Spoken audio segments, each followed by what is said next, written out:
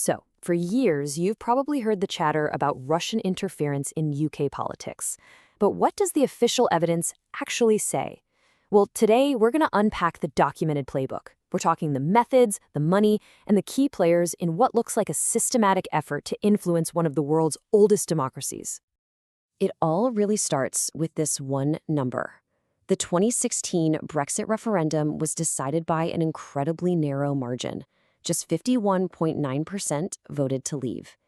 Now, when a nation's entire future is balanced on such a razor's edge, you realize that any external push, no matter how small it seems, could have been the thing that tipped the scales. And that's what makes this next part just so incredible. This is a direct quote from the UK Parliament's own Intelligence and Security Committee. In their big 2020 report, they basically concluded that the government never even looked. Even with documented evidence of interference, there was no official investigation into what effect it actually had on the vote. Think about that. An attack on the democratic process was spotted, but its impact was just left officially unmeasured. So you gotta ask, right? What exactly was it that they failed to assess? Using the reports and evidence that we do have, let's break down what was really going on in the shadows during one of the most important votes in modern British history. Okay, so the first layer of this whole operation was the one happening right out in the open, yet it was maybe the most misunderstood. This wasn't some traditional cloak and dagger spy mission. This was an all-out war for hearts and minds, and it was fought right on our screens. And here's the thing you have to understand about the strategy. It wasn't really about convincing everyone to vote one way. Information warfare is all about creating chaos. It's about taking the divisions that already exist in a society and just pouring gasoline on them, making rational debate totally impossible, and just eroding trust in everything: institutions, the media, the democratic process itself. So think of it like a two-pronged attack. On one side, you had the official state media, outlets like RT and Sputnik just pumping out anti-EU content, often hitting on really sensitive topics like immigration. And on the other side, you had these covert armies of trolls and bots from the infamous Internet Research Agency. Their only job? To amplify all that divisive content and make it look like there was this massive, organic, grassroots movement. And look, this wasn't just a one-and-done thing. Back in 2016, research showed that the social media reach of this Russian content actually got bigger than the official Leave campaigns, especially in those final critical days of voting. Then, fast forward to 2019, and they used the same playbook, with Russian accounts amplifying a leaked dossier of trade documents to stir up chaos during the general election. It's a persistent strategy. But all of that digital smoke, well, it was being fueled by a financial fire. So the next layer we have to look at is the money. How did illicit Russian wealth manage to find its way right into the heart of the British political establishment and help bankroll the movement to leave the EU? Well, the mechanism has been nicknamed the London Laundromat. And it's actually a pretty simple three-step process. First, huge amounts of Russian money, often from, let's say, questionable origins, enter the UK's famously open financial system. Second, a whole professional class of enablers, we're talking lawyers, accountants, PR firms, help to wash that money and give it a legitimate face. And third, that now clean money is used to buy influence through luxury property, philanthropy, and, most critically, political donations. Now, this whole idea of financial influence becomes very, very real when we look at one person in particular, Arron Banks.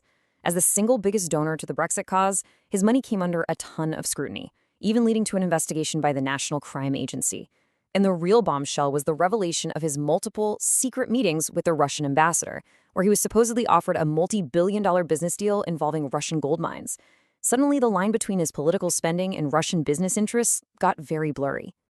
Then you have Nigel Farage, a huge political figurehead for the anti-EU movement and the longtime leader of the UK Independence Party, or UKIP. Now, while he wasn't directly tied to the financial stuff, he built this symbiotic relationship with Russian state media. By showing up on RT all the time, he gave their platform a kind of legitimacy in the West, and in return, RT gave his anti-EU message a massive global megaphone. And the person connecting the money to the politics, that would be Jim Mellon. He's an investor who made a fortune during that chaotic privatization of Russian state assets back in the 90s.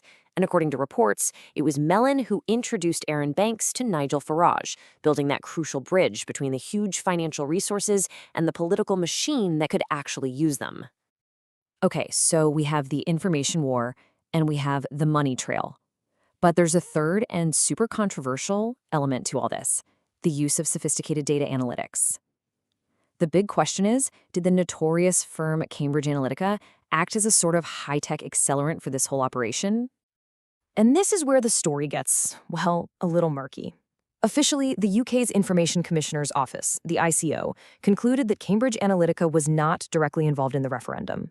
But that flies directly in the face of leaked emails and whistleblower testimony that confirms the firm did unpaid work for Leave.eu and analyzed UKIP's data. You've got two completely different stories from the official regulator and the people who were actually on the inside. And the plot just keeps getting thicker. The other big Leave campaign, Vote Leave, they didn't use Cambridge Analytica directly. Nope. Instead, they hired a Canadian firm called Aggregate IQ. But according to the whistleblowers, Aggregate IQ was basically a franchise of Cambridge Analytica's parent company, using the exact same playbook for micro-targeting voters. But look, regardless of their direct role in the vote, the Russian connections inside the whole Cambridge Analytical world are just undeniable. The academic who scraped all that Facebook data, he was also getting grants from the Russian government.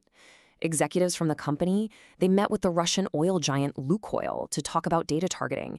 And maybe the most chilling part, a parliamentary inquiry found evidence that the Facebook data itself was accessed from computers in Russia. The links are there, even if the final impact is officially unmeasured. So let's bring all this into the present day. The Brexit vote was years ago, but this threat, it hasn't just gone away. In fact, it's evolved. It's escalated into what security experts are now calling a Great War. You can actually see the escalation really clearly over time. What started as information warfare in 2016 and then continued as disinformation in 2019 has now become something way more physical. We're now seeing actual sabotage plots on UK soil, carried out by proxies and criminal gangs that are being directed by Russian intelligence. The war has literally moved from the screen to the street. And these are the modern tactics. It's a hybrid approach. You've got constant cyber attacks on government networks, very real threats to our critical undersea infrastructure, like our internet cables and energy pipelines, and now physical sabotage, like arson attacks against UK businesses. The goal is exactly the same: destabilize and disrupt. But the methods are becoming a lot more direct and, frankly, a lot more dangerous. So the big takeaway here is that the UK government, after years of what its critics called willful blindness, now officially acknowledges the threat. It's seen as systemic, acute, and ongoing. And that's led to tough new laws, like the National Security Act, designed to fight back against these kinds of hostile state actions.